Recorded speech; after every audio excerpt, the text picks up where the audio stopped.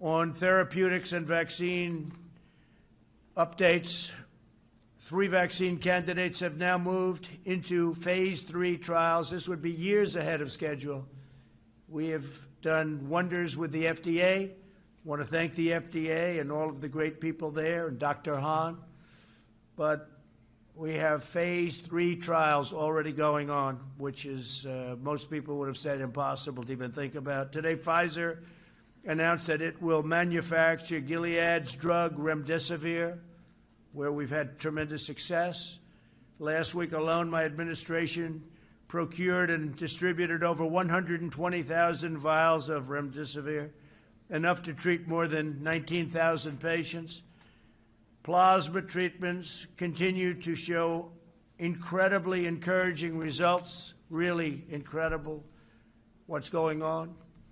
And if you can go to a blood bank, if you've had this disease and beat it, and there are a lot of people that have, if you could, go to a blood bank and donate, that would be a tremendous help. The United States is only 5% of the world's population, but we have conducted over 25% of the world's testing. Think of that, 5%, and we've given 25% of the world's testing.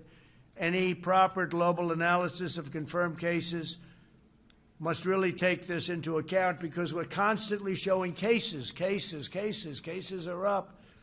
Well, the reason cases are up because we're doing, one of the reasons, we're doing a lot of testing. We're doing much more testing than anyone else, close to 65 million tests, where other countries have done very little testing. They'll test people if they get sick. They'll test people if they go into the hospital. They'll test certain people. We're doing tremendous testing, and we're especially doing big testing at the nursing homes. Over the last week, the testing turnaround times have declined significantly as our major commercial labs have begun pooling samples, and we've also been able to send out many more of the tests, which are the 5-minute to 15-minute result tests. Testing samples from multiple patients in one batch is also something that we're very focused on and doing, but in the not-too-distant future, we'll have so many tests where it's a quick test. They call it a quick test, 5 minutes to 15 minutes. So we won't even have to worry too much about the process of sending and receiving. Because if you figure it takes a day to send and a day to receive, and let's say a day at the laboratory, that's 3 days right there. And the other tests, you can have them in 5 to 15 minutes. Over the next 2 weeks, I'll be pursuing a major executive order requiring health insurance companies to cover all pre-existing conditions for all customers. That's a big thing. I've always been very strongly in favor. We have to cover pre-existing conditions. So we will be pursuing a major executive order requiring health insurance companies to cover all pre-existing conditions for all of its customers. This has never been done before, but it's time the people of our country are properly represented and properly taken care of. This follows a series of executive orders to lower drug prices and lower prescription drug prices, and significantly. We had the only year, which was last year, where drug prices went down in 51 years. But we're talking about going down at a level that nobody has even thought possible now, even though the drug companies are running very big ads on me, but that's usually a reason. They're not too happy. They can't be too thrilled. But they've made a lot of money over the years, and prices just go up. Not fair.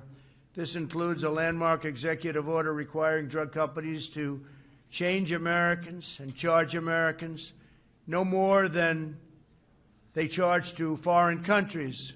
So they have to charge Americans no more than they charge to foreign countries. That means our country can't be charged more.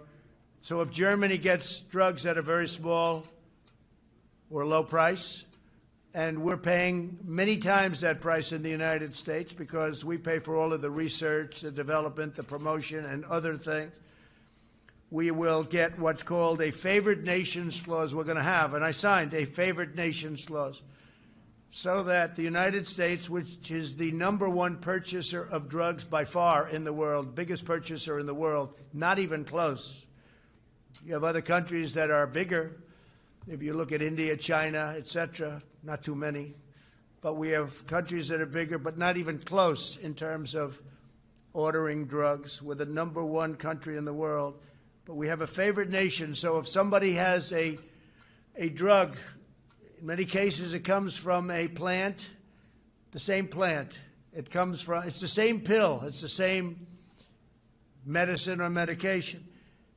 Whatever the lowest country charges. So if Germany charges 10 cents for a pill and we charge $2, and I only use Germany as an example, then we get that for 10 cents. So what's going to happen is that's going to go up a little bit and ours is going to come down a whole lot.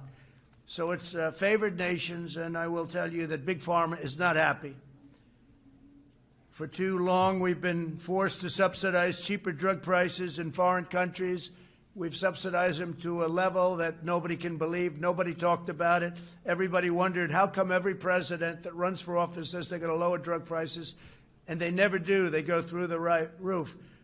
Over the last administration, they went up like skyrocketing. That's Biden. Biden's not going to be able to do it. He has no clue. So what's happening is we are going to be working to get rid of all the subsidy to foreign lands, and we're going to give essentially all of the benefit that, frankly, they have as great negotiators. Those benefits are going to go to our people. So it's called a favored nations clause, and you can look it up and you can see, and nobody's had the courage to institute it, to call it, because it's a very big step. But it's something that is going to drive drug prices down 50, 60, maybe even 70%. Talking about numbers that are unbelievable. I also signed an executive order stopping middlemen from taking advantage of Medicare patients by charging higher prices to them and pocketing the discounts for themselves. These are some of the richest people in the world.